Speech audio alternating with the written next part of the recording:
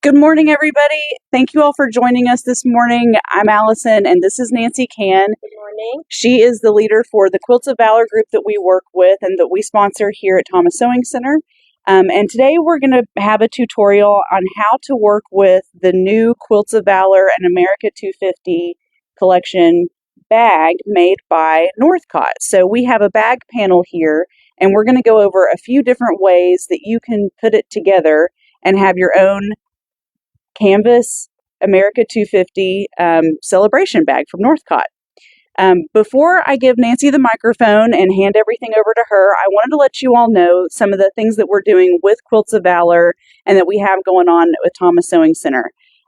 We are going to have another Facebook Live tomorrow morning at 9:30 where we'll go over all the classes that we've got coming up, as well as some more of the details about the Christmas open house. But the Christmas open house is coming up next weekend, December 12th and 13th on Friday and Saturday. And what we're doing with Quilts of Valor is we're having a stocking drive, and we're going to be putting up a lot of the stockings today so that you can get a sneak peek at them. If you have any stockings to bring in, please bring those in by next Tuesday so we can have them all ready for the Christmas open house. But if you're not sure what the stocking drive is, we have a few stocking patterns left downstairs at the register, and those are free to you. We make those up or Nancy makes those up so that you can have a free stocking pattern to work with. And what we ask for is that you take the pattern home, make a stocking, and bring it back to us so that we can pass it on to a veteran for the holidays. And what we do with the stocking drive is we hang all the stockings up for our Christmas open house, and we ask everybody who comes through the open house to vote on which stocking is their favorite by putting $1 into the stocking. The person who gets the most dollars in their stocking wins a free long arming service by Nancy for a twin size quilt. And then all of the money that is put into the stockings goes to support the Quilts of Valor chapter, and then all of the stockings go to our local VA. So it's it's one of our favorite things that we do every year. This is our 5th year doing this, and the head of volunteers at the VA hospital just looks forward to hearing from me every year. Patrick is amazing, but he gets really excited. And every year we've been fortunate. We've always guaranteed 200 stockings, but each year we seem to be going up about 10 a year. So we're depending on what the community brings in their donation, because our group also, we work on these stockings all year long. We did our block sew day in July. We did stockings, we do Christmas in July, and we started working on the veteran stockings then right here at the store. It's just a fabulous program. It raises a little bit of money for us. It's not about that. It's one more way that we can serve the veterans in just such a heartwarming way. And it makes such a difference in their lives. It's, we go from being children to being grown-ups to think that things don't matter to becoming seniors where all of a sudden all of these things matter all over again, that somebody thinks about you and cares about you. So if you're thinking about contributing a stocking, please come on in and do so.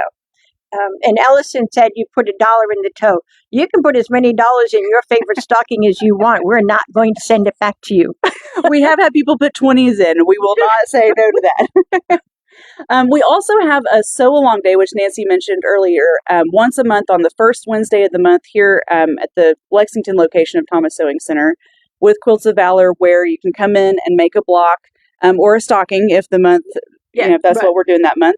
And then that block would go into a quilt that will be a Quilt of Valor. The other thing that I want to let you know about the Christmas open house is Snippy Jim will be here on Friday, not Saturday. He'll be here on December 12th. And Nancy can tell you, everybody loves Snippy Jim. It's a great day when Snippy Jim comes. Just getting your scissors. He does a great job with your scissors, but he's also entertaining. Yeah, he is.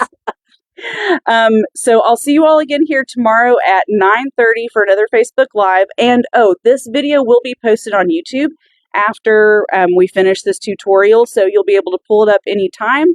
So if you have to leave a little bit early, don't worry. We'll have it on Facebook and then on our YouTube channel later. It will be posted on our website. And then we'll also be posting it on the Quilts of Valor website. And we'll get it to you as many ways as we possibly can. So, all right, Nancy, I'm going to give you the microphone. You do it. Get your pens. And There you go. You have the capacity for questions if people Yes, I'll be email. monitoring if not only the Facebook Live, but also the YouTube comments, and then if folks email in. So any questions that you've got, I'm just going we to have- do this. okay. You have a Okay, question for thanks. Nancy, we'll pass it along. I'll even try to have an answer. So, good morning, and thank you for joining us today. I just got really excited about this bag, and I see the panels sitting up on the shelf, and a few people have noticed them and come in, but I want you to see, one, how easy it is to make this bag, and two, just what a fabulous bag it is, and three, it's something that you will have for your historical use. You will be able to appreciate this 250th year of the United States and be able to show it off with your bags. If you look at the bags, you'll notice that a couple of them have the QOV, or the Quilts of Valor logo, and another one has the 250 years emblem on it. Northcott is a partner to Quilts of Valor, and they were so gracious this year when they were designing this bag, and then there's also a Quilts of Valor panel. When they were designing these, they made an offer to Quilts of Valor that they would do a special run and include our logo in it.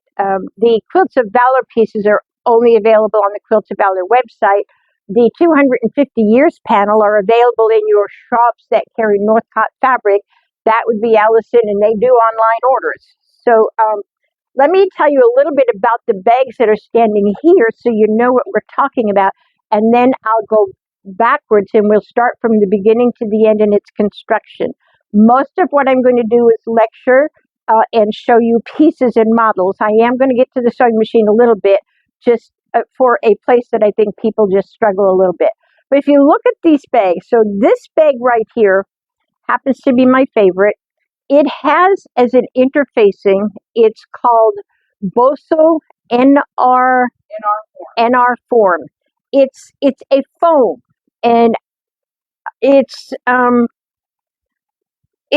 a 1/4 inch thick. It might be 1/8 of an inch thick, somewhere in between there. But it gives stability to the bag. It just allows your bag to stand there and look pretty and be full.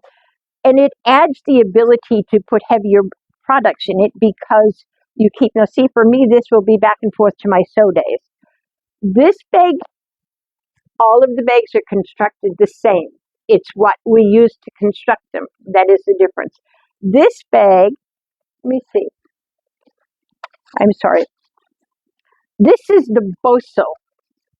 This is the NR form. This is the bosal. It's like a foam rubber, but it's very pliable, very flexible. It moves about for you, and it sews just fine. This bag has the iron-in fleece, which is not quite as heavy, not quite as able to give you as much form. It can stand up if you play with it and talk to it nicely.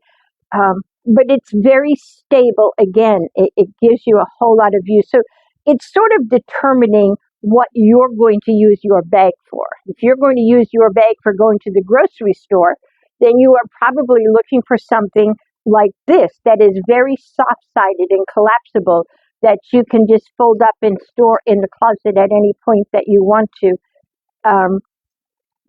It has an interfacing in it, but it's just a simple iron-in interfacing, single-sided, which gives it stability. It gives it, your interfacing adds life to your fabric, if you will, because it gives it more stability. It doesn't let it move. It holds. So this one here is just a softer bag, but all of the bags are constructed in the same way. So I'm going to start by showing you the panel. If you haven't looked at the panel, this is the way the panel comes to you. Your task is to cut the pieces of the panel apart. And you notice that you have very narrow places in between here. Cut them off just the same. You can use a rotary cutter, and a long ruler. I'm going to encourage you, if you're going to use the rotary cutter, you need to have weights at the end of your ruler. 5-pound weights are about the right size. You can get them at Walmart in the sporting goods department, at any of your sporting goods store. They're under $10, and they're a quilter's best friend. Especially the older you get, the less strength you have in your upper arm to push forward. If your ruler moves and cuts into your piece as you're going down, if it moves, there's no fixing it. There's no extra pieces for it. So if you scissor cut them, you have more control. So you're going to ask me which one I did. I did both, but I have 5-pound weights, and I will tell you, I don't cut anything anymore without those 5-pound weights. I just set them up at the end of my ruler. They hold it stable, and I can cut up my piece. So the first thing you're going to do is cut out all the pieces of your bag. Don't cut the one you're going to work on. Cut them all out so when you start working, you've got a nice steady flow. You notice down here at the side of your bag, there's a set of instructions that were put together. Somebody at Northcott who decided that's how you put it together, that's how they suggest you put it together. Nothing that we do in this tutorial today is going to reflect this. So these are not your instructions. They're here for somebody who's just going to make the bag and create on their own way, and that's fine. So I'm going to start with, I am also all about having the components made, not make the big things and then go back and make the little things. Let's put it together piece by piece. Let's put the components together. So each of the bags I showed you here have handles done differently. So the first way that and I'm just going to show you these are just suggestions for you. So your handle is this, and you somehow need to get this into something more narrow. You would, for this particular, for all the handles you're going at, you're going to press this wrong sides together. Press it all the way down. And then, and Allison, you might, I don't know if you can see this very well, you might need to make your way over here. From this being pressed together, what I have, I cut pieces of cardboard. My pieces of cardboard are 1.25 inches. I have pressed my strap in half. And now I need to get it turned in 1/4 inch. So what I take my piece of cardboard that I measured, and I work with a small piece. I wouldn't go with 12 to 18 inches because you can't handle the iron and do that. But I'm tucking this into the fold right here, and I'm folding the edges over. Now, there's another thing that we can do. Kind of like your bias tape. If you have a bias tape maker in this size, you could use it. Okay. If you heat your fabric, okay, so if you heat your fabric and put this here, and use your fingers and finger press it a little bit, you have more control. The iron is going to be hot. If you come down here with the iron on your fingers, I mean, I've done this a lot, I've burned a lot of fingers. If you can do this with the iron, or you can heat your fabric, and this will be true for all the pieces that we do. Heat your fabric, use your guide, and fold your edges over. You can see that the heated fabric gives you enough of a base to go back and then press it down right where you folded it. Okay. Once you've done that with both sides, you're just going to top stitch down both sides of your handle. So this will give you a very floppy, not formed handle, if you will. And I'll show you what I mean by that in a minute. The second option I'm going to show you is you're going to follow all of the same steps that we just did. And then you're going to cut a piece of very low loft batting, like Warm and Natural or Wrap and Zap or something of that nature. You're going to cut it about 1 inch wide. Doesn't have to be perfect, but it's going to be buried inside of your pieces that you did, and then you're going to top stitch on each side.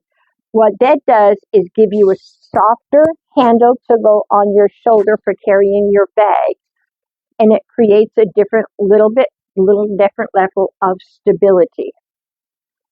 The third handle that I'm going to toss out to you as an option, it's a little different. You're going to sew your strip right sides together. Then you're going to take a safety pin, and notice that this safety pin is woven and it's going upwards. You're going to turn that. Okay.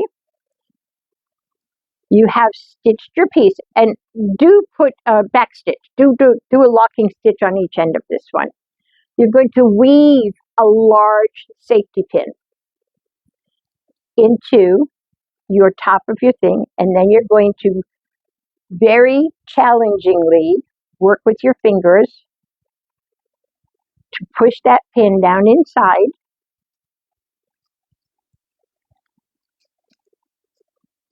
And you're going to pull it all the way through.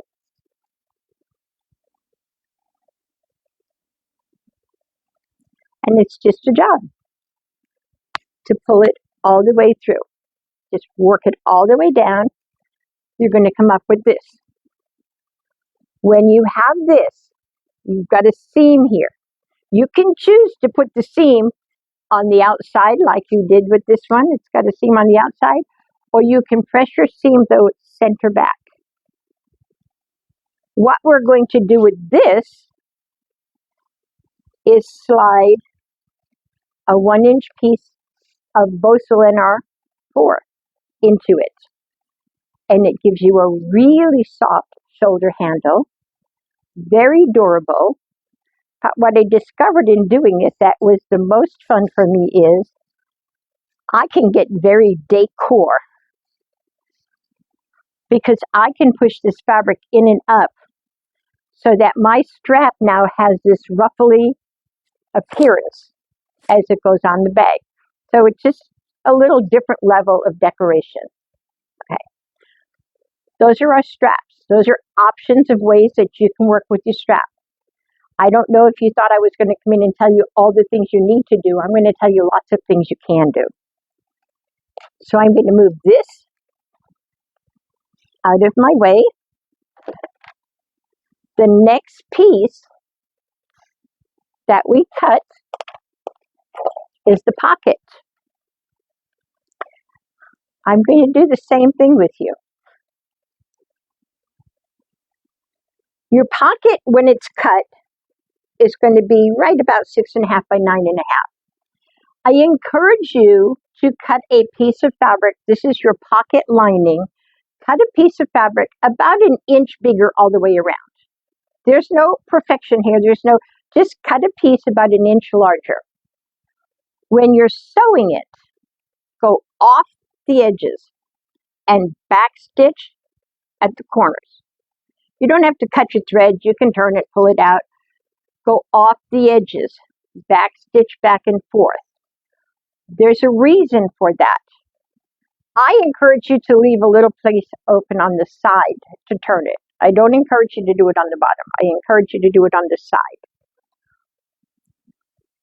When you've finished that, you're going to go through and trim around your pocket, and then you're going to snip the corners. Now, this is why we backstitched on it. We backstitched because as you snip the corners, that is still going to hold those things very seriously in place for you. Then you're going to turn your bag right side out. Use all of your fancy quilting tools that you have to poke the corners out and have them go where they're going to go. You can, at this point, top stitch it around and then stitch it onto your bag. I don't typically do that. I just go in and tip. I don't care that this isn't top stitched. I kind of like the fullness of it in the bag when it's not stitched on.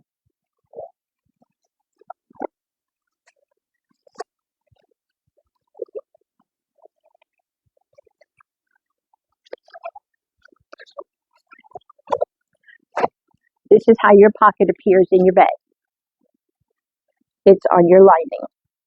It's not stitched to the whole bag. It's stitched to the lining, and I'll show you that as we move forward. You need to determine how low or how high you want your pocket. I am going to say this. If you're going to drop things in here like scissors or car keys or something of that nature, if you put the pocket way up at the top, it's going to weigh your bag down as soon as you put something in it. If your pocket is a little closer to the bottom, it will handle the weight and it will balance it in the side of your bag. Just something to think about. Now, I thought I was done prepping for this, and last night as I was gathering things together, I thought, wouldn't it just be fun if I put a zipper in my pocket so that I could zipper my pocket closed? This is done exactly the same way. You can find an online tutorial for it. You make little cosmetic bags. They're just, it's very quick. You just stitch a zipper. Your zipper shows it's an open zipper. Just stitch it together and then finish it the same way you did this. Stitch all around the outsides. Now, you don't have to leave an opening on this one, except you do have to remember to unzipper it before you finish it, because otherwise you won't be able to turn it right side out because you can't get in the zipper if it's on the inside. So that's the components of the bag. That's what we need to put it together, except we need the panel, right?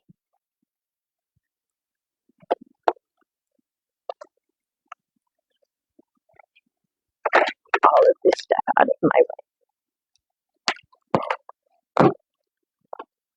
Nope, I don't like that. Okay.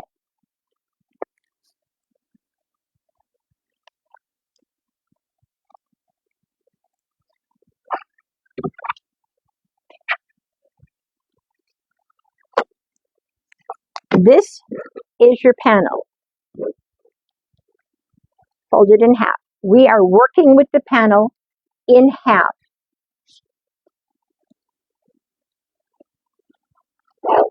So I want you to see at the bottom of this bag, I like a wide girth in my bag. Right now, what we're doing here is we're determining how wide you want the bottom of your bag to be. This has a very wide girth. This one has not quite as wide a girth. And the smaller one has a very small girth. It's not very deep across the bottom. Okay. You'll need to decide what you want that to be. For this bag, this is a 5-inch finished width at the bottom of the bag. In order to achieve that, you need to fold your bag in half. Now, I'm going to say this to you. You're going to forget it, and you're going to be laying this out, and you're going to get really frustrated because it doesn't perfectly line up, and it doesn't make this perfect square. The reason for that is it's a printed on panel. The fabric is woven, and then the panel is printed on. In the printing process, sometimes the fabric is pulled or stretched, or it's going in a different direction, and so it's not going to be exactly on the bias the way that you hope it would be perfectly on the bias. It doesn't matter. We're going to stabilize it so much as we make it, it just doesn't matter. So what you're going to do is fold it in half as best you can. You really want to try to keep your top lined up. The size of this panel is, or should be, or could be, 21.5 inches across the panel.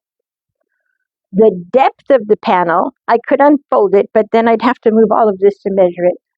But it's 36.5 inches long. From the top of the panel to the bottom of the panel is 36.5 inches long. Those are important measurements because we're going to create a lining for it. Before we get to the lining, let's talk about how we create that depth for cut. I said mine was 5 inches.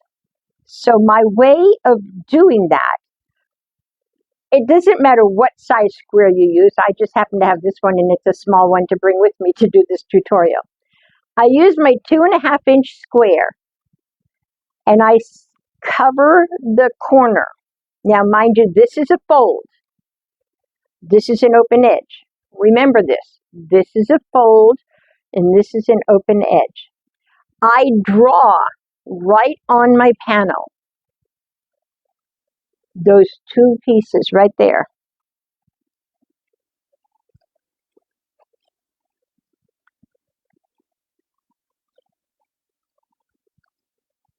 And then I use scissors to cut them out. I'm cutting those two squares, which when I cut them out, of course, will be two rectangles, right? So I cut them out, and then my panel is looking like this.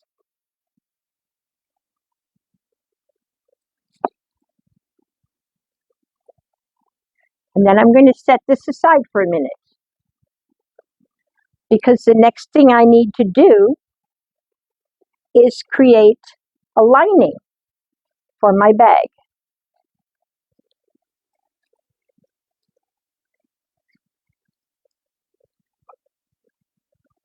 Some of the fabrics in this line, if you're going to use this for lining, my better judgment says to use muslin in the lining because it's just a quick, easy thing to do. And it's inside the bag, and who's going to see it? But as I started looking at the fabrics in the lines, I thought, oh my gosh, it's a 250. It's got to be that way all the way through. So I got really caught up in that. But you notice that the fabric is very directional.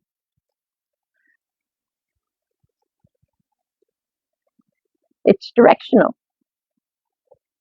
This one is directional in the length of fabric.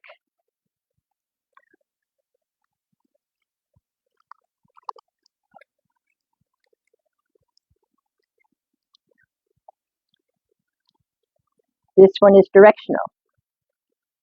So I need to make sure when I cut my lining that my lining is going down into the bag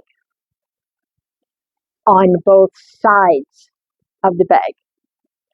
I made a first bag and took it apart because I used this lining. I got really excited, and I could get my lining going this way on it, except when I put it in the bag, it kind of went down the hill and up the hill, and so it looked pretty silly. So if you're using a fabric that's directional, all of that to say, be really careful for the directional fabric. It takes just past a half a yard to cut your lining. Remember that we said the side of the bag was 36.5 inches. Half of that is 18 1/4. One of the design elements I'm going to show you is, if you notice at the top of this bag, there's a little lip here, and at the top of this bag, it's squared off. So here you can see my lining as part of the cover, and here my lining is inside. Nancy, I have a question about the lining. Yes. If you're going to use a directional one, then do you go about it in a different way? Like, do you cut this here and then stack those? We are going to have to cut them on the sides. And then kind of have one side this way and one side this way and have the seam in the middle, right? Right. Okay. Right. Okay. If you had a non-directional fabric, you could cut it. Remember I pointed out we had a fold at the bottom of our bag? If you have a non-directional fabric for your lining, you can have a fold at the bottom. But if you have a directional fabric, you need to have a place where you can have a seam, because they both have to be going the same way. So then you will use the fold on the left. I'm going to cut this fold off. And then move that part. And so basically when you put the right sides together, they'll be facing. Let me show you. So this is, because I pulled it from over there and I know it, this is a half a yard of fabric. It's not big enough for what I want. This one, however, is. This one was cut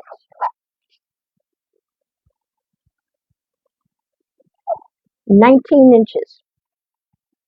And I cut it 19 inches because I need a seam allowance at the bottom and I need a seam allowance at the top. I can always adjust by taking off more. But if I cut it too short, I can't add it on, which means to make it work, I need to cut off part of my bag. We don't want to do that. The bag panel is such that the eagle wings kiss the top edge of the bag. So we don't want to have to cut any of that off. So when you're cutting your lining, you're going to cut it the width of fabric by 19 inches. Okay? You need 19 by 21 and a half inches is what you need to get started. And then you're going to take your pieces and make sure that they are going, I don't know, can you see through that with the camera? Mm-hmm. Okay. You need to make sure that they are going both in the downward direction from the top. Now you have a clear top to your bag when you started. If it helps for you to mark that top any which way you need to, mark it so you know it's the top. Okay. The last one of my linings. All right.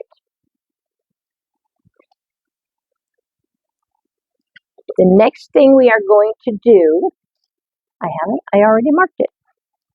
We're going to use our little tool to mark this. Now, think about this for a minute and pay close attention here, because this is where a lot of mistakes are made. The bag panel has a fold at the bottom.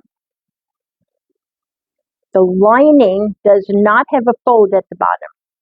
The lining is going to have a seam at the bottom. But when we mark it to make our depth of our width of bag, we need to act like we have a fold. So my 2.5 inches are going to be cut above the seam line. Can you see that? We have the seam line where the stitch is like the fold. On the bottom, not on the side, okay. Just on the bottom. Because on our bag, we're going to have a seam line. Okay, so, and you can see here, I've marked it 3 times. I really want you to see that it's your little rectangular shape here. If you don't cut it above the bottom seam line, it's going to be short. This is one of those places, if you catch it, you can go back and fix it. So, what did I skip? We cut out our panel, we marked the top of it, we need to sew down the sides of it, and we're going to sew across the bottom, leaving a wide space. You want to leave about 6 inches. That is contrary to my head because I want as little much as possible to close up. However, when you're working with the padded fleece or the bosal, it's really bulky and you can only squish it down so much, so you need lots of space to pull it through. That being said, and again, I don't know if you can see it, I have sewn the bottom together here, and then I went back on each side and I stay stitched. Stay stitching is just a row of stitching that you put across an area that you don't want to stretch out of shape when you're working through it. When you're stuffing that fleece or that bosal through here, it will be very easy to pull this out of shape. And then when you go to sew it together in the bottom of your bag, it's going to take on this real ripply effect because they're not going to want to line up well. So after you stitch your bottom, leaving a good 6 inches, go back and stay stitch that 6 inches on each side of your fabric. Okay. Now we're ready to cut the bottom out. I don't ever take a rotary cutter to this. I use a pen, a marker, whatever it is that you want to use. But I lay this on here. I draw my lines of where I'm going to cut. Move to the other side. Remember, my lines, my measurement starts above the seam. I'm going to draw lines. And then I'm going to use scissors. And I'm going to cut on those lines. I am going right up to that tip. And then I'm coming in.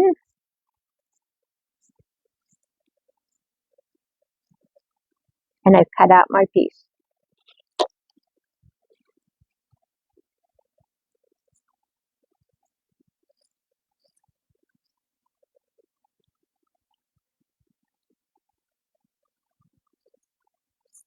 Again, if you use a rotary cutter here, you take a great chance of passing your boundaries.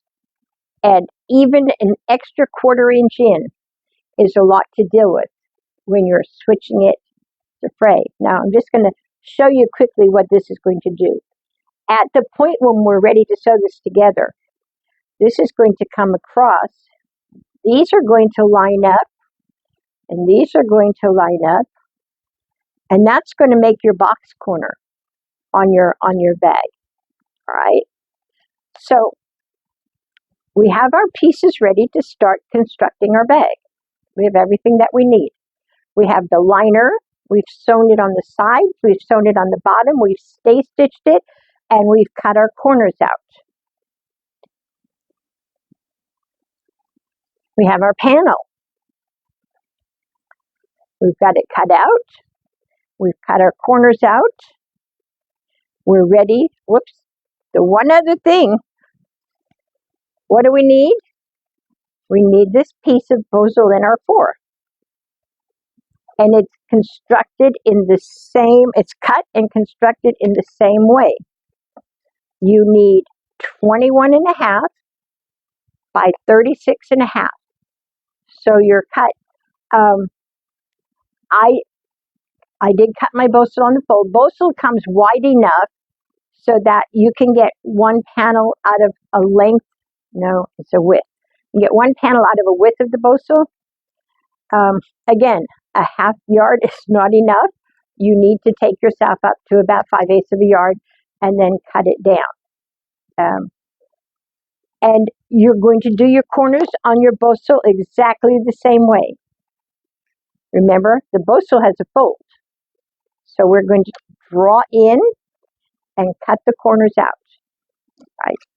Now we have all the pieces we need to start constructing the bag.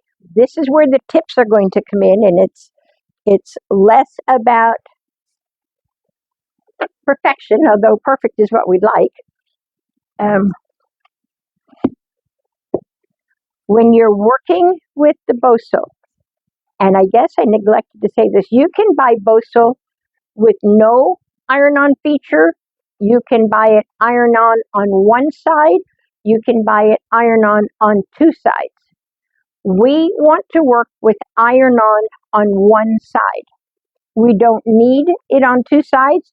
And indeed, if you ironed it on with your bag on one side and your lining on the other side, the finish of your bag would be totally different because it would be constructed in one piece. So you'd be putting a binding across the top of your bag to seal your lining, your bosal, and your bag together. So the one thing I learned, now this is the time for true confessions. This is the first time I ever worked with bosal. Indeed, it's the first time I ever made a bag. So, true confessions as it is. We do not iron or press bosal to the fabric. This is not what we do because you can't get the heat through your bosal to attach to your fabric. You press the fabric to the bosal.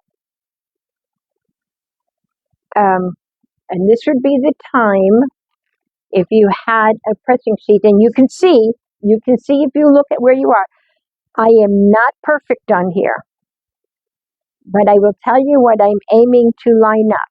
I'm aiming to line up so that these are lined up down here because I can go back and trim this off later if I need to.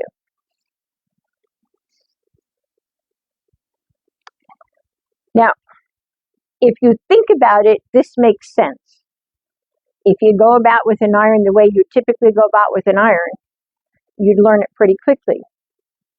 You want the bosal to stay in place. So you're not going to get on here with your iron and iron. You're going to be setting down and you're going to be moving in one direction. Because if you iron, you're moving the fabric around on top of the bosal and you're going to get all of these puckers in here that you really can't press out. So it's all pressing in one direction. And yes, I use steam. If you are really anxious about the edges of your iron getting sticky stuff on them, there are lots of pressing cloths that are really valuable. The best one I've ever encountered is a paper towel because I can see where I am. I can pick my paper towel up and move it. If the paper towel sticks and melts on the bosal, it's going to peel right off. So that's what I typically use. If I get sticky stuff on your iron, Allison, I will clean it. I'm not worried about it at all. Paper towels are in the car.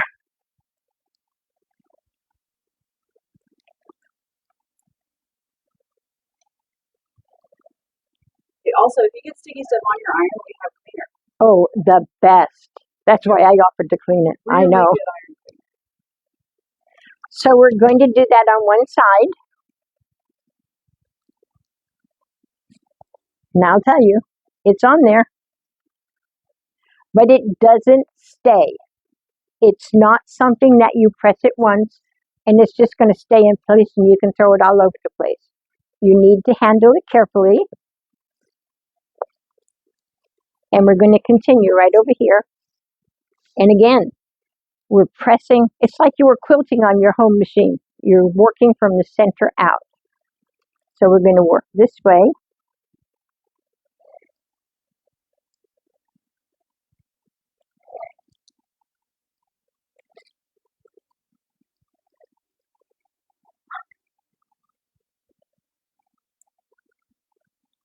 This is not a hurry job. This is take your time.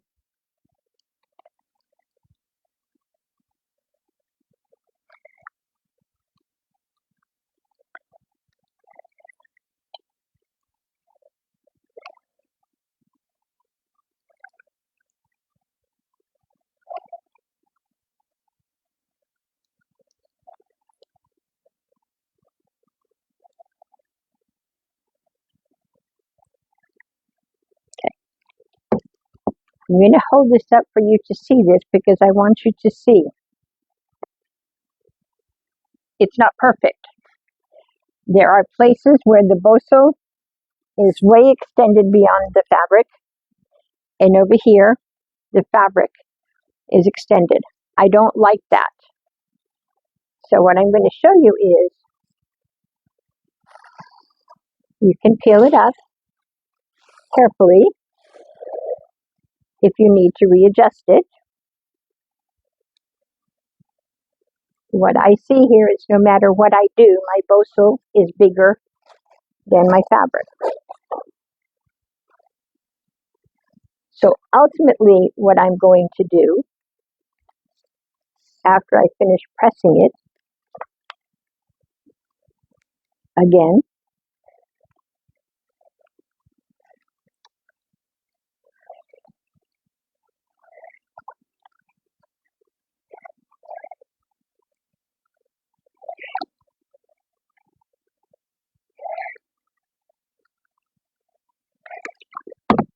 I'm going to get it to the point where I'm satisfied. And satisfied for me is that my bag is covered. Then I'm going to go back and I'm going to use, you can use scissors or you can use your ruler and your rotary cutter and line it up on the edge and trim it off. The bosal needs to be, or the interfacing, the iron-on fleece needs to be trimmed off. It needs to be taken down to be all the same size.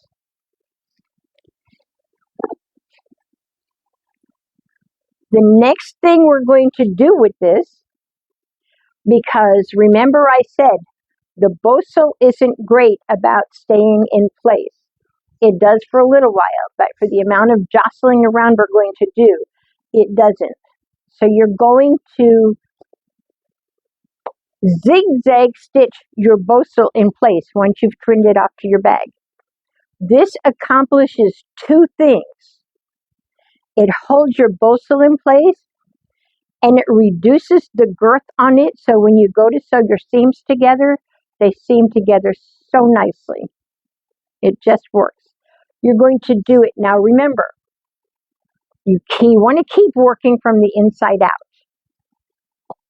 So we're going to start from the, I'll call it the C place, the rectangle that we cut out. We're going to stitch up and we're going to stitch up. And then we'll stitch across.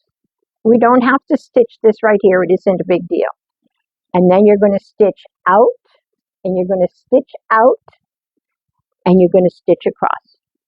Use the widest zigzag you have and just almost the longest zigzag. All you're doing is holding that bosal in place. It will stabilize immediately.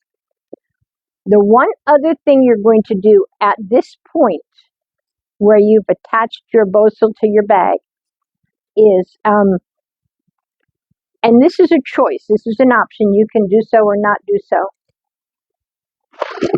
You see how nicely boxed this bag sits? I drew a line across here where the bag hits the side, the bottom hits the side, and I just did a row of stitching in both places across here. It does two things again. It stabilizes that bosal in place for the side and the bottom of your bag, and it gives your bag a place to determine where it's going to stand up on its end. All right. So I have this.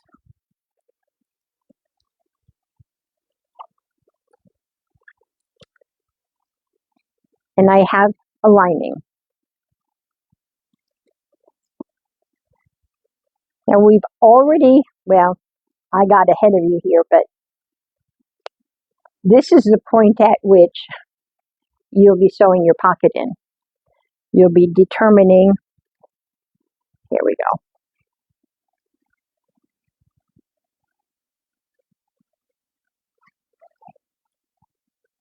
You're going to determine how far down your lining you want your pocket to go. Of course, it helps if you have it going the right way, doesn't it? There we go.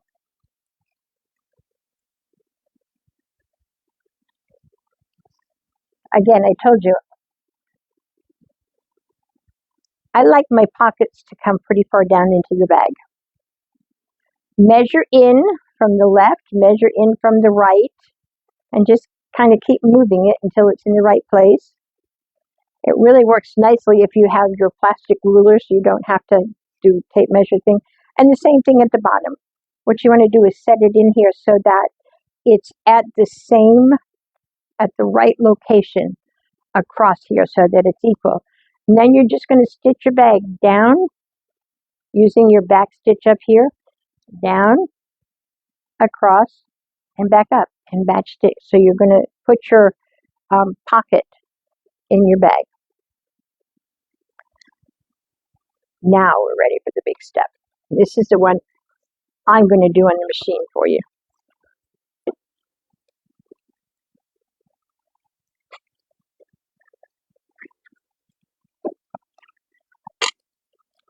I am not a pinner. Pinning bosal will be a joke. But if you have some of those nice little clips, I forget who puts them out, but if you have some of those nice little clips, you can use those. I would say that you probably want to use about a 4.5 stitch width. Now on your machine, what is that?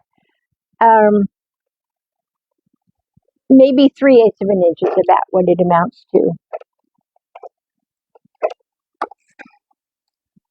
The reason I'm showing you more than anything is I just want you to see that sewing this bosal is pretty easy.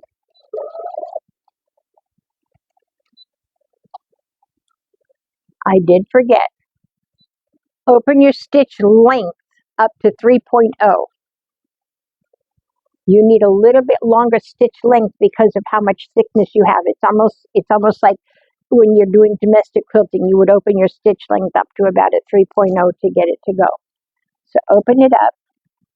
You want to be working with a size 14 needle if you're using bosal. If you're using the fleece, you'll be okay with a 12 needle. But bosal really requires a 14 needle. And you can leave the same needle in when you're working with your lining. It will feel a little different, but it will work. You don't want to be pushing it. You want to let the feed dogs do their job.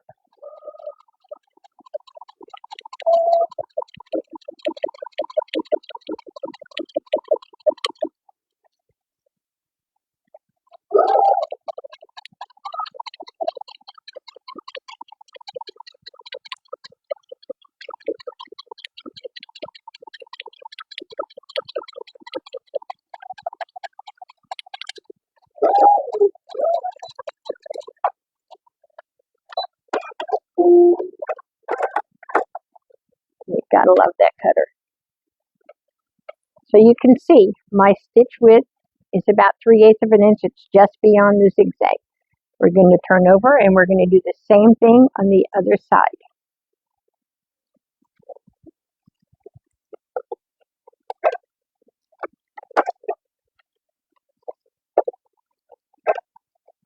I'll tell you the same thing I tell my students when I teach quilting classes.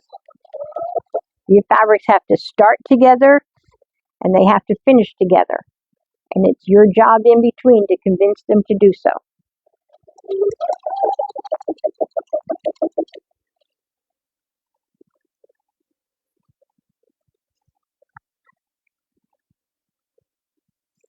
And I see this one is going to give me a little bit of a challenge.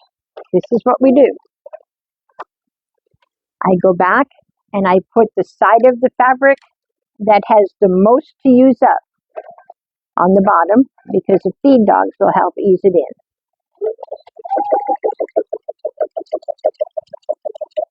It works just as well with your bag and your bosal.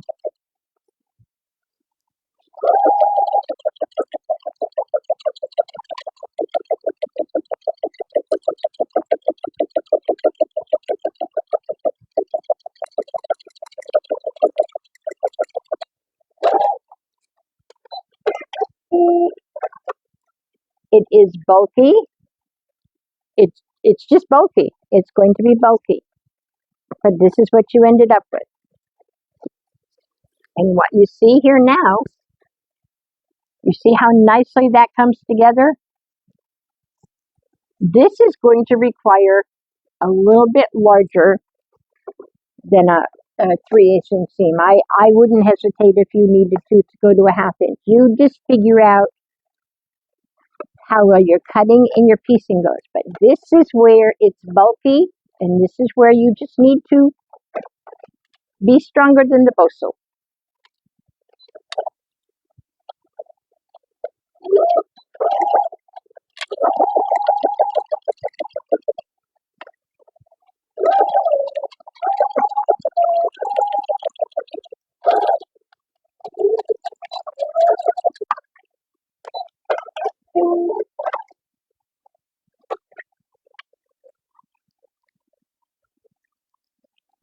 Do the same thing on the other side.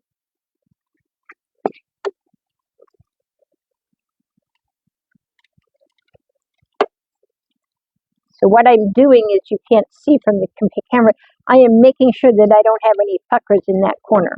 I don't want the outside of my bag puckered on that corner.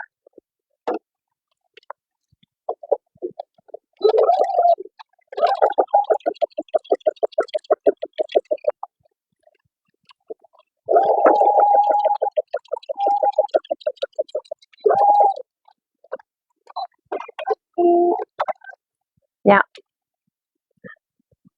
I can see that I moved away from here a bit, and I'm not satisfied with that, so I'm just going to go back.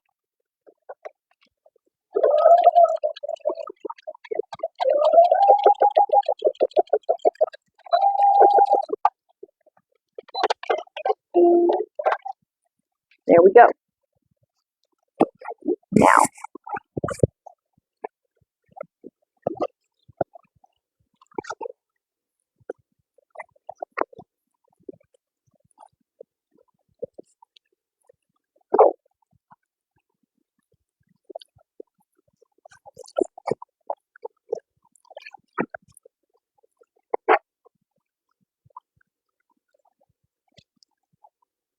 there. This is the start of your bag. Now we need to put the lining to it. You've added your pocket, and you're going to do the same thing with your lining that you did with your bag. You're going to make your box corners.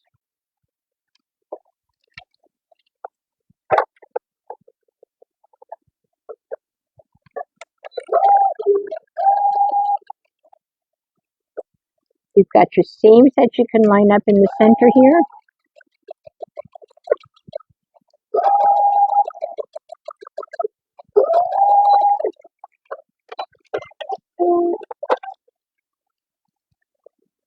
And again on the other side.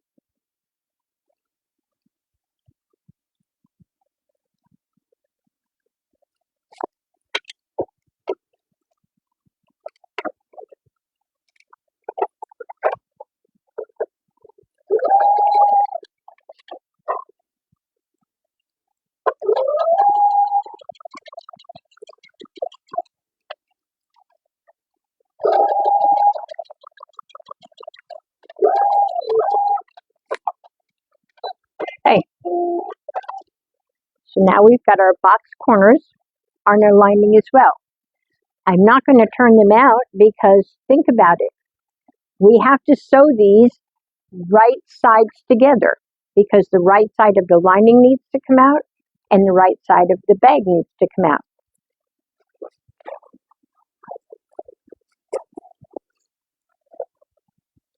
So we're going to put them together. We're going to put the bag inside the lining, right sides together. And this is where the game comes in. Getting it to line up and move over to, here's my seam right here. I'm going to grab a pin. I had a pin cushion here. Did it get knocked underneath? It did.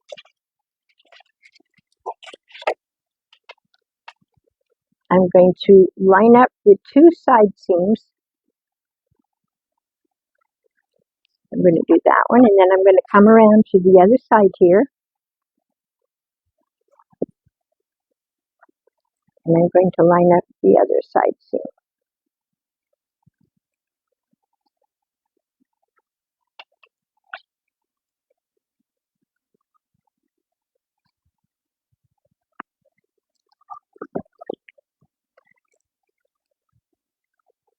And then I want this to line up going around here.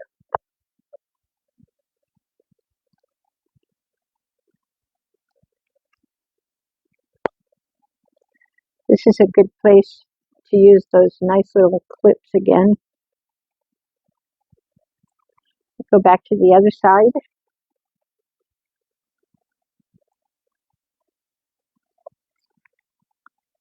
And get it to line up.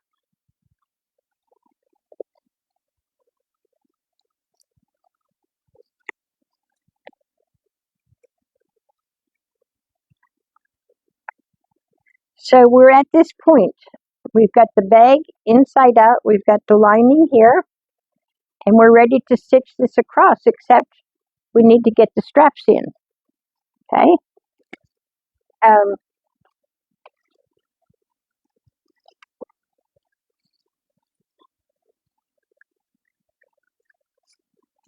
I'm going to use, personally right now, I'm going to use a very long basting stitch because I'm adding straps in that aren't complete. What you need to do is determine where you want your straps. The bag doesn't mark where they could go. But when you're putting this together, your straps need to be inserted here between the bag and the lining, so that the only thing you'll see is your strap sitting up at the top. Might get pinned in right here.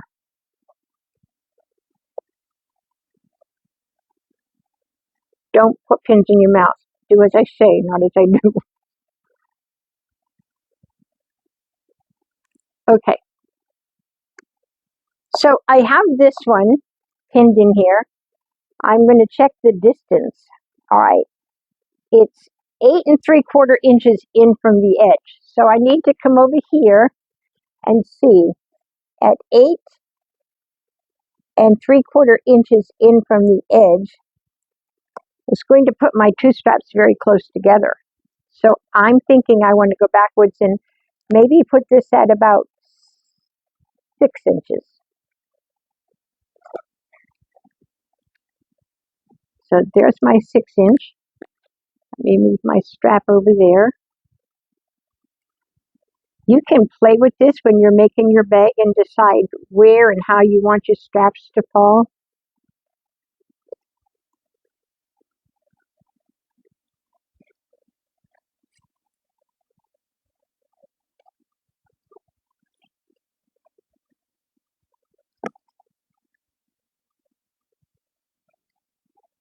Okay.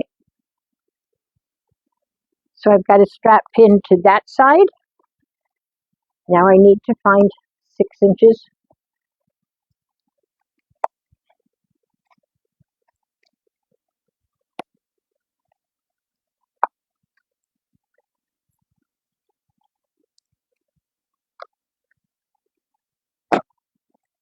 So as you're working your bag up, what you can see is that there are a lot of options for you to personalize this, to put it together how you want it to go.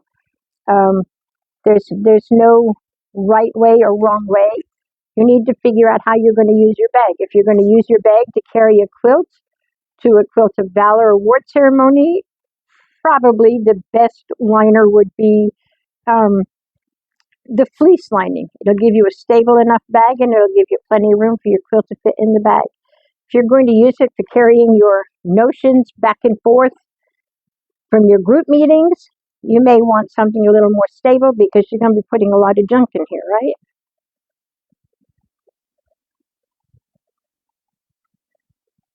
Okay.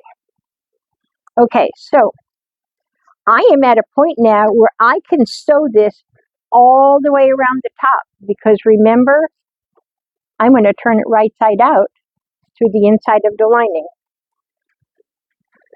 I would do it with a long basting stitch before I did it for real, just to make sure that I was satisfied, because a basting stitch will come out of that bosal a lot easier than a regular stitch. So squish your bag down so it's not in your way.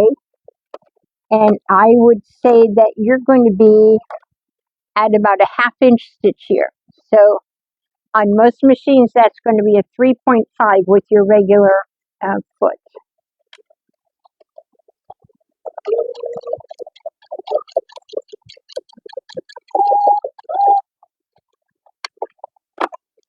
Never, ever, ever sew over a pin. One or the other could catch underneath your needle and your needle will pop and break, or your pin will bend and end up down in that little hole. And then your sewing machine repairman will tell you, don't ever sew over top of pins because it will throw the timing on your machine off. So if you're just this one time, it's going to be the time it will cost you. So you really don't want to do it. I used my bag.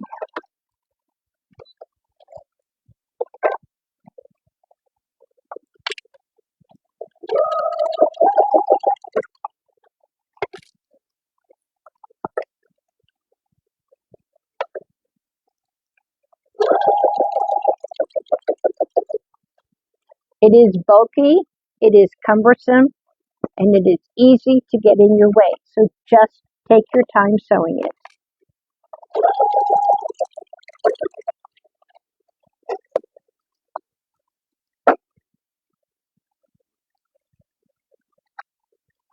My strap got moved.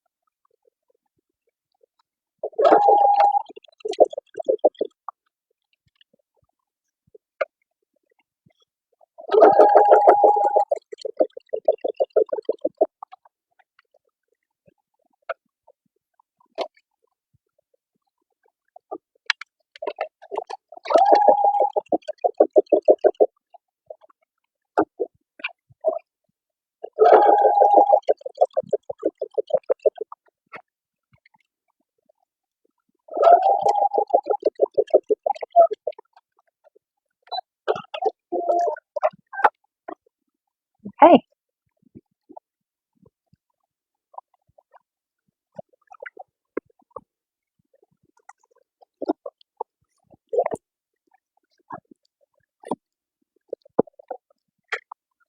This is what we've got at this point, and we need to get this bag through this opening.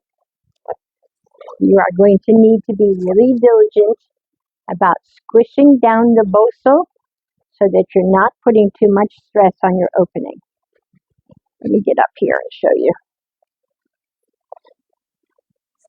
It's really just a matter of reducing that bosal as much as you can and putting it through the opening.